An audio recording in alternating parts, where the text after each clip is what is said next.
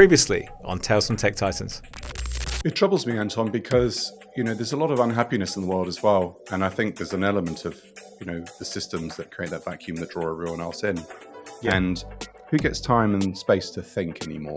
You take that pressure out of the system, we actively reduce those cycles of being busy. If I hear the word busy, I am alarmed. I think what the problem we have in society, and AI is going to just perpetuate it even more, is the fact that there is no shortcut to any form of endeavor. None.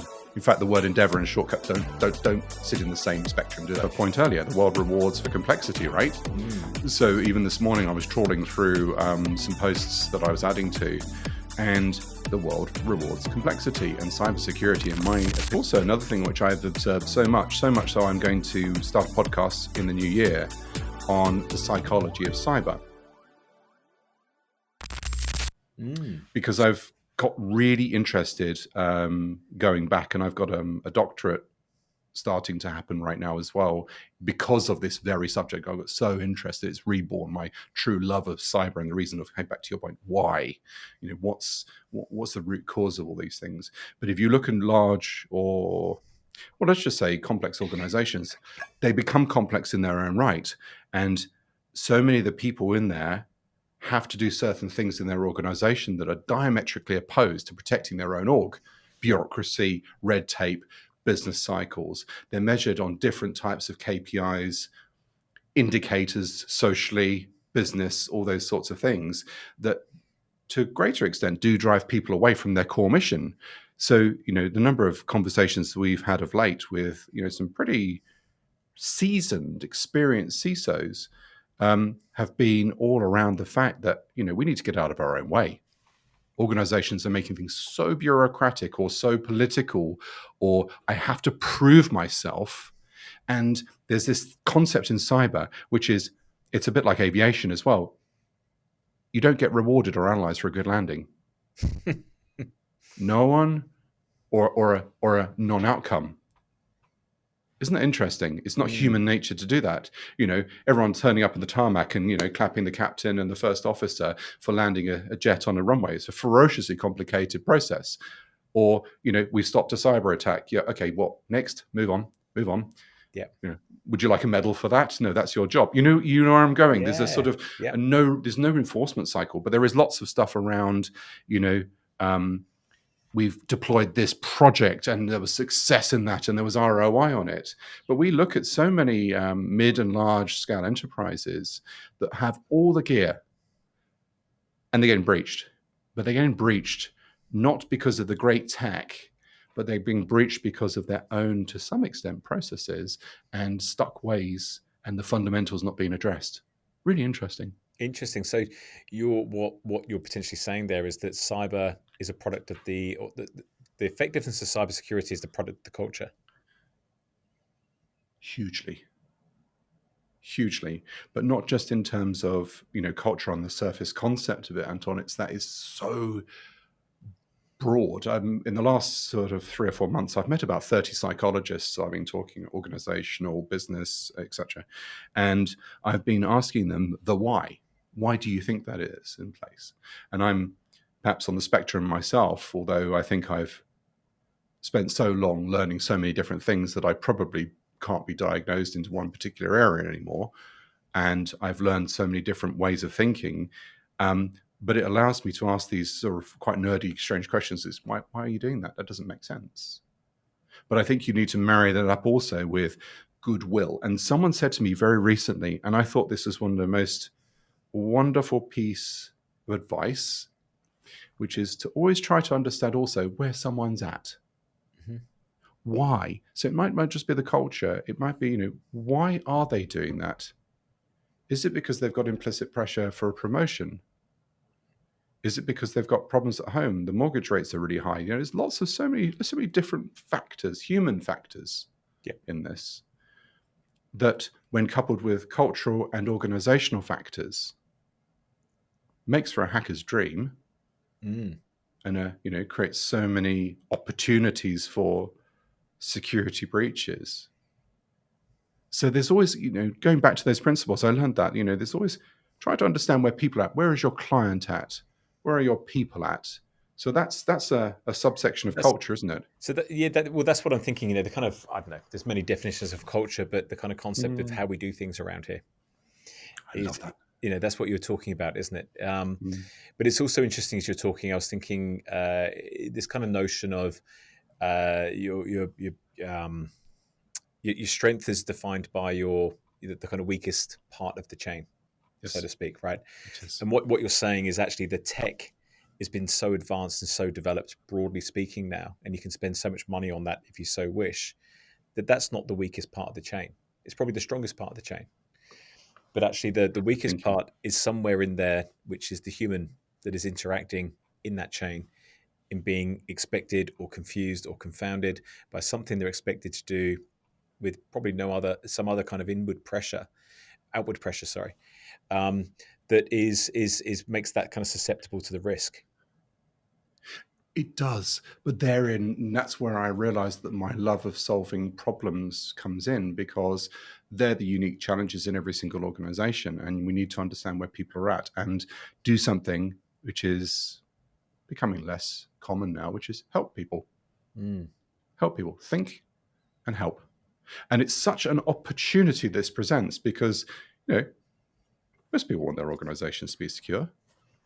And Yep. so helping them navigate that and being proportionate about it, and having the other thing I then would like to raise is long-term thinking. My chairman, Ken, I met him many, many years ago in Cambridge. And I don't want to cliche it again, but his old school thinking, in headline terms, I changed that kind of concept and called it value-based thinking. And he taught me all about being long term in nature, always doing what you say you will do. If you make a promise, you deliver it. Where you see an opportunity where someone needs help and there's nothing in it for you, still help them. Lead with generosity. And I think these are business concepts, 101s, values that are becoming quite prevalent again now in some ways as an opposite or an antidote to, busy, busy, more profit and all those sorts of things. There's so much opportunity in business to actually go back to core values, the fundamentals, simplify things, and understand where people are at, and therefore how we can plug in and really help them. Interesting. Yeah, really interesting. Again, I'm kind of reflecting as you were talking. I think what's also interesting is that the world that we probably first came into in a business sense, and what Mm, Ken is you're kind of describing there. mm, Let's say our sphere of influence was much smaller. It was the people that we knew, the people that we could actually physically meet, probably in person. mm, Um, there was no other real mechanism to meet people, to make connection. It was a kind of smaller cohort. You probably invested more deeply in that cohort because of that nature. Whereas you roll forward to the present day, um, and you can have thousands of connections on LinkedIn, on social mm. media platforms, and people that you can meet in a very kind of casual way. So it's how do you not be overwhelmed, because it's impossible to have that depth of relationship on that kind of scale. But how do you actually invest in the right relationships, um, with the right people to kind of further enable what you're talking about to a certain degree? I think that's a really astute question. It's something that when we first met, I picked up that you do that. You invest in people, and I'm not saying it's a rare quality, but it's a rarer quality these days. I think it comes down to a function of being in an organizational context that values that investment in people first and foremost. Yeah.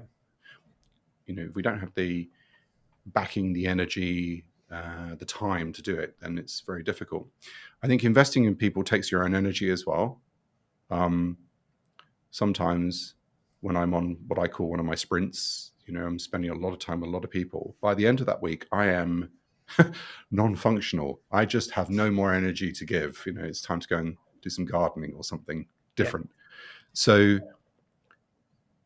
I think by being very deliberate in what you do and working on yourself to slow yourself down and to think for others people, and go back to that question, where's someone at, what can I help them with, how can I Mm. learn, and leading with generosity of spirit, I think that creates a very, very sound base for creating some pretty cool magic. Look, I agree. I think one of the reasons why humans have been successful compared to other animals on this planet is because of our ability to Social nature. socially to interact. There's a reason why chimpanzees haven't put a rocket on the moon. Same reason why we never see two chimpanzees carrying a log together. It's kind of not innate in their nature. That's not picking on chimpanzees, by the way. That's just humans have been successful by collaborating, not in isolation, and and sharing, and discussing and building on ideas and bringing different experiences to the table. Yes. I think that's it's saying that's something that has it been lost? Has it been I don't know. It's hard to say, but I think once you slow down and you start to realize the quality of connection that you can build, it's really powerful. But I also think, Anton, you need to lead with that, and it's unusual in this world that people do lead. You do this. I know you do. It's obvious and it's wonderful. And I think if you take this kind of, all about me out of the equation and like figure out, or how can we, and replace it with that and become curious again, the things that we learned as a kids, that is a very valuable thing to do. Very valuable. But you don't hear many people talking about it. And back to your point, surrounding yourself with those connections, some of them become very deep founded. And I realize, we need to be vulnerable and error openly with people. Yeah. And if you do that, it's amazing who you attract into your life. Yes, that's right. I think you're absolutely right. You have to be open and demonstrate and lead by the example of what you want in return. I think so. Yeah. And not expect a quid pro quo, if that's the phrase, for everything. Journey. Right. That's journey. Exactly. Meander. Help each other. There shouldn't be a scoreboard. It's a way of thinking and a way of being. But the problem is, and back to cybersecurity and data, is so many of the companies are wound up so tightly that every conversation has to lead to a transaction, and if it doesn't, so I think the art to this is to how, and it's not for all types of companies, is how do you unwind that spring? How do you create an organization that is not highly dependent on peak performance at all times, because you put humans into it and we cannot peak perform all the time. I'm going to put us back to the thread, if that's okay, Dan. After leaving a couple of years, you mentioned you were with the stock exchange. You're about 4 years or so into your career proper at this point, and then you did something which I thought was quite remarkable. You co-founded Seven Safe. So I can't get my words out. That's a tongue twister. Seven Safe. So tell me about, where did that come from? Where did the motivation, the courage, and the drive to go and create your own thing come from? I don't think I viewed it as courage at the time. I feel it came from something I just inherently needed to do.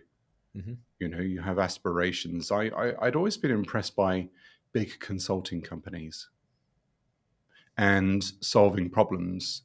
And just inherently, it was the right thing to do. And I was also very frustrated by bureaucracy and red tape. And, you see, organizations invest so much in all the tech and have nothing to train their people with. Yet they'll hire more people. It does, these things don't make sense. And, eventually you sit there and go, why? And so, I formed that company with a vision of going and building something really interesting. And over the years, as that developed, we just made so many errors. We made so many good decisions, and people only ever see the outcome, the acquisition. They don't see the terrible, sitting up several days when you've got an audit going on, or they don't see you're trying to deliver to a top law firm in London, yet the data's erroring and the disk won't give up its data, or the fact that you lose a whole bunch of people because they've gone to a competitor, and so on and so forth. So it was a journey for me, and not just in cybersecurity, but in learning how to build businesses. And it took a decade before it was acquired, but goodness me, did we learn a lot. What gap did you see in the market that you were aiming to solve with that business? I don't think we were that sophisticated, Anton. In fact, I think we were totally the opposite. I just got my first mortgage. Yeah. There was this thing called ISO 27001 that just come out, and well, I'm still yet to see it really take off. All these years, don't get me wrong, it really has, but not in the way that we thought. I saw opportunity, and I saw just an inherent need to go into this stuff and to be curious and lift constraints. But did I do it for leisure and interest? That was not the outcome. I've never, you learn to work like a machine. Back to my comments earlier, I'm not saying anyone else has had a harder or easier journey, but my goodness me, just your core mission of helping your clients and everything you need to do surrounding that is just insane in terms of your learning.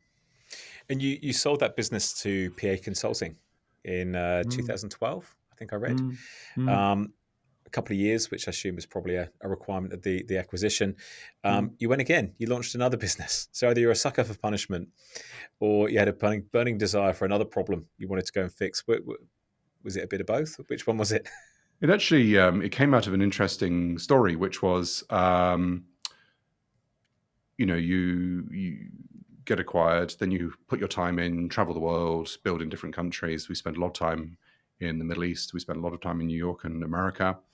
And then suddenly you got nothing. And I had this huge vacuum in my life where I realized I need to work. Some people need to work. I need to. If my brain is not occupied, I feel very distressed, very distressed. And I realized, back to your point also of community, if you've got no one around you, that's a very miserable place to be as well.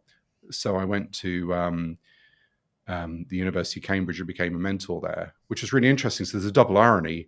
I applied to PA Consulting as a graduate and didn't get in because I wasn't clever enough on the aptitudes and such, but they bought my company. And then I wanted to go to university at Cambridge, but I didn't have the grades because I failed them, but I ended up being a mentor there at the Judge Business School. So, it just goes to show that perhaps, in life, things can come to you later on. But I realized when I was mentoring there, some of the students there, the PhDs, some of the cleverest people I've ever met, and also the mentors there were extraordinary. But everyone knew more about raising money than they did about the core functions of business and their use case. And I remember one day, a very bright PhD came to me, and we were just in the cafe at Judge Business School. And I said to her, so you just raised $500,000, what are you going to do with it? And she said, we're going to hire a sales team. And I was like, oh, goodness me. So I went home and made the announcement, I'm going back in, because I realized that the business, not of Cambridge, nothing to do with them, it's an extraordinary incubator there. And there's a lot of very, very, very good stuff that comes out of it. But so many people get into business for the sake of raising runway, and the business becomes the runway, not the business. Yeah. And then maybe luck takes hold or not, and situation, and off it goes. So I thought, no, let's go back and build. So another story, just briefly, was another dear mentor of mine. I ended up flying the jetpack, and the guy that founded that, he mentioned to me just in conversation once that, he'd started a business and it got acquired in a couple of years. And for some reason, these things, again, see these thoughts in your mind. Mm-hmm. So I did. And it, Not So Secure grew very, very quickly and became, from what I understand, the largest training in history at Black Hat in Vegas, which was, wow. I think we had 680 people in 2019, and wow. An average size class was about 20. So, it shows you. Sorry, I'm just going to have to do a cut there. Do you mind? No, that's all right. The reason is, Anton, I'm going to have to very quickly. Are you okay just to pause for a second? Yeah, of course. I've only got probably about 15 minutes left. I know as well. So do I. I've got a call which is coming up, and I must just quickly ask him. Hold on a second.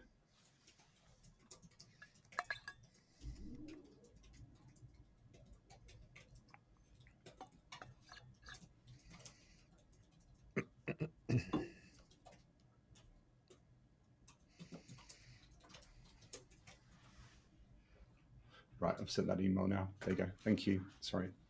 That's okay. Sorry, Haley. First bit of editing, hopefully. Yeah. All So good, Jose? we were talking about not so secure. So because that was a much Mm. shorter tenure, it was about 4 years from launch to sale. I think if I understood correctly, through 3 years and 2 months. there you go, even less than I thought, 3 years and 2 months. Uh, So that was a. So I was going to ask you a question, which is going into launch a business, having done it twice. Well, sorry, three times, twice with a sale. That you're currently on the third go. mm. Um, do you think you need to go in with an exit strategy? That is an incredibly astute question. And the answer is yes and no, because it's a bit like saying that, make things simple. But simple is not easy. It can take a lifetime to make something simple. Yep. So, yes, we always knew that things needed a home, and we realized where our limitations were as well. My limitation was scaling up past 50, 60 people. I didn't know how to commercialize out of there. We always led with technical innovation as opposed to commercial scaling. Mm. And that was a really interesting learning point. I did realize that being acquired by big corporates, and both acquisitions went well. Both companies are still going today. Yeah. Which is wonderful. I mean, Seven Safe, I understand, I looked it up the other day, it's still there. And that was what, 22 years ago? Yeah. Yes, it would have been. No. Well, however many. Yeah. Anyway, I think you need a sense of a mission and a goal.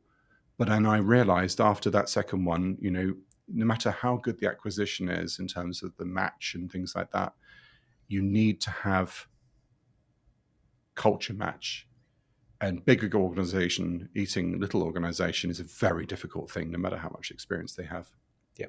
And that's why I realized in this next one in Charlotte, we decided that we were not going to sell it.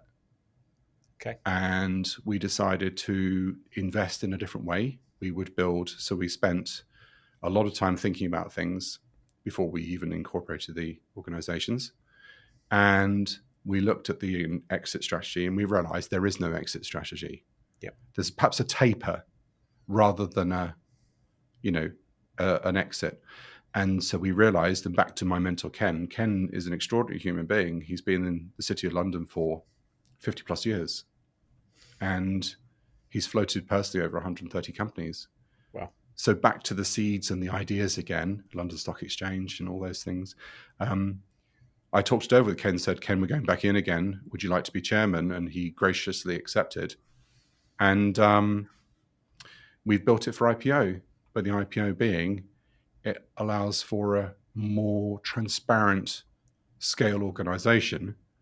And we spent a lot of time with the analysts in the city, and we found, the nomads and the analysts and such that we will work with. And we sat down and asked them, what sort of expectation do you need? Do you need to pump out, terrific results every quarter? Or are you happy we build a business that is there for compounding long-term growth and consistency? Yeah. And they said, well, we love the latter. That gives you really good, solid, fundamental business design. Yeah. So we built it for IPO, and we're on that journey now. So I don't intend to exit this business until many, many years later. Who knows, Anton? But, I've learned to build for endeavor and enjoyment and seeing other people do well as well. Yeah. And that's a great joy in that. Yeah, fantastic. Well, maybe that is the learning from the last two, that you've kind of being able to kind of partially exit, for want of a better word, through an IPO, but still be involved in the business, but not having to fully kind of surrender it and walk away from your endeavors. Well, there was a side story as well. And sometimes someone presents a challenge or a comment. And I remember, I am not going to say who, but someone says, so what are you going to do after this one? Flip another, like a burger? And I was like, no, no, we're not going to do that. I was intrigued, insulted all in one, and it was kind of fun, but it made me think. And I thought, if you take a different narrative now, which is build for longevity and sustainability, you cannot go wrong with that. Take the pressure out of the system. Look, I agree. I think it was interesting when I looked at your background in more detail, and I thought, I think it takes, again, I use the word courage to launch these businesses, but it's also a lot of courage to know when to walk away and to know when you've achieved what you can achieve within your limitations and your ability. And I think it's very rare that you see a business that is founded from nothing, goes through that kind of initial phase, becomes established, goes through a scale up, moves into a kind of enterprise type model, all under the same founder. Because it is fundamentally a different skill set that is required to be effective at each stage. It is, but you've said this word ability, and what I've learned is I think you need to invest in that. And if you know that journey is going to be a long journey, deliberately, and one that you're going to enjoy, you need to surround yourself with other people that you want to see do well, Yep. and that you care about and have history with, and gradually and slowly and iteratively chip away at those skills that are in your deficit. So, I'm the first to admit so many things that I do not know or don't know how to do. Yeah. But I figure, let's go figure them out. And let's go figure them out with some really bright others. And the conversations we have internally are just magic. I might be context flipping and, figuring out, some of the leading edge stuff in purple teaming with one of our VPs. Yet another one, I'm sitting there and going, how do we scale this from a sales perspective whilst keeping the values of the organization and implementing good sales as opposed to, take off the table type sales? Yeah. How do we build a marketing function? How do we build authentic content on the internet that, we're not doing it to scale our sales. We're doing it to scale our authority and voice. Yeah. That will hopefully naturally attract people who want to think in the same way as us. So I think it takes that kind of pressure off. I'd argue this is the hardest business to build so far because of that. Interesting. Because your intention is to hang around? Yes. Yeah. It would be very straightforward, relatively speaking, to go, build another one now, I guess, given the compound learning we've all gone through. Yep. But also, I also learned something else, Anton, which is it's not about me anymore. It's about other people. And it's about helping other people achieve their learning, their achievements in their careers as well. And I've found great joy in working with other people who are brighter than me and who have that same sort of sense of, spirit of energy and learning and depth to them. And, patience is a good thing, and the world doesn't reward patience very much at the moment. So I figured let's apply a lot of patience and get in there and, chip away and learn. And I think, that's why I say it's been the hardest thing. Our challenges are almost vertical. Just a tax and law. We're in 7 countries of operation. Yep. That's a lot of tax and law to figure out, let alone doing cybersecurity. So there's so many interesting things. And, how do you build for an IPO? We've got auditors all over us again. We welcome them in. We don't need them yet, but we want to be a transparent, material organization. And that, the audit firm we're using is just one over the big 4, or just one under the big 4. So that process is so consuming. Yep. So these are vertical learning curves everywhere. And I realized that, you just have to chip away and be curious and figure out how to solve these problems. And that's the joy of this stuff now. And helping people is very, very rewarding. Well, it sounds like my reflection from listening to some of the things you've discussed through the last hour or so is that curiosity is your why. I think it's yours too, huh? Yeah, I'd agree. It is 100%. I'm fascinated by the way the world works and why people do things and how things come about. I think it's a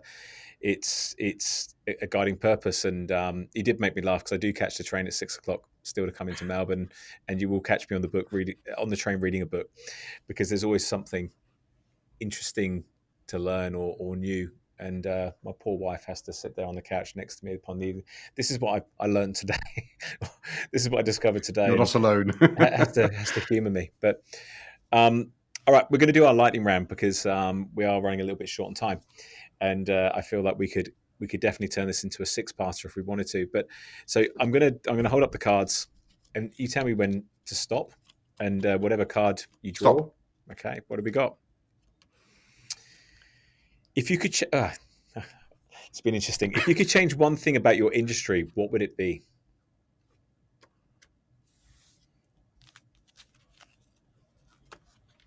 The amount of mis-selling in it and greed. Okay. It's lightning, so I'm not going to ask you to elaborate. What do you wish you knew before you started out in your career?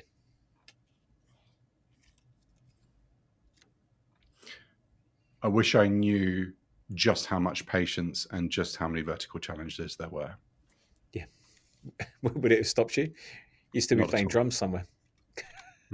I just started replaying them. Yeah. Right, we'll do one more. We'll do one more. Say stop. Stop. Okay. Are you a cat or a dog person? Not by choice, dog. Interesting. Okay. I did not see that coming. This could be the first thing we've ever disagreed on. Yeah. I love animals. But Yeah. yes, we're surrounded by poodles everywhere. So Yeah, there you go. I've got a couple of other just quick lightning questions that I'm keen to ask you. What are you most proud of in your career? Taking on really, really, really difficult things and seeing them through, and knowing when people judge you for your outcomes, just what went into them really, and how much soul searching had to go into them. And I'd like to add one other thing to that as well. I have a second thing I'm proud of. I am really proud of the people I work with. I have never in my life worked with such a good-hearted, smart, curious, and endeavor-driven group of people. They're extraordinary. Yeah, nice.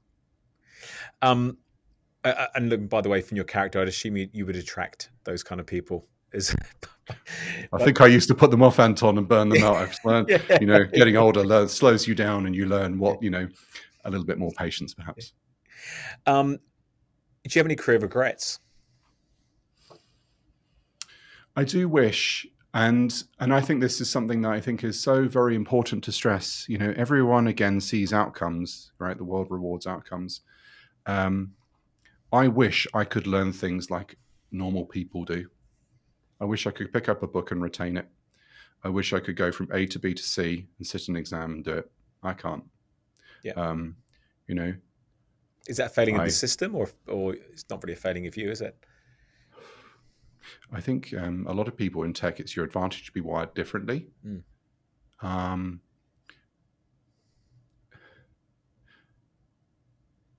think it's okay to be like that. And I think the world is really starting to understand that. I don't believe in traditional education for all people anymore. 7 years ago, 2 of my children I took out of school and built my own school. Yeah. And it's the best thing that's ever happened to them. One of them stayed in mainstream school. And yeah, that kind of, sometimes I get very frustrated and I wish I could just do things in a normal way. But then I also realize that, you can't be good at everything. And sometimes you have to be consistent. So I decided to build a program of, a whole variety of subjects to go and conquer and chip away at them over the years. And I realized, the ability to learn compounds on itself as well. And, you can pick things up pretty well to be proficient, but then you've got to choose your mastery as well. So you've got to go T-shaped, I guess. So yeah, I'm very frustrated where sometimes how long things take, but I've also become very patient about it will take time. The best things do. We're shaped by the feedback we receive. So what would you say is the most significant feedback that you've received in your career?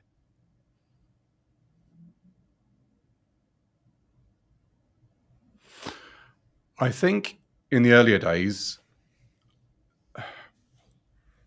I used to burn people out. I was so energetic and so determined and enthusiastic that, that was pretty negative feedback. But I listened to it and I changed. Yeah. And I think you can. The biggest thing I'm proud about in my feedback is kindness. I'm not perfect by any means. No one is. You can't be. But my intentions are good. And I think, values based in that realm is good.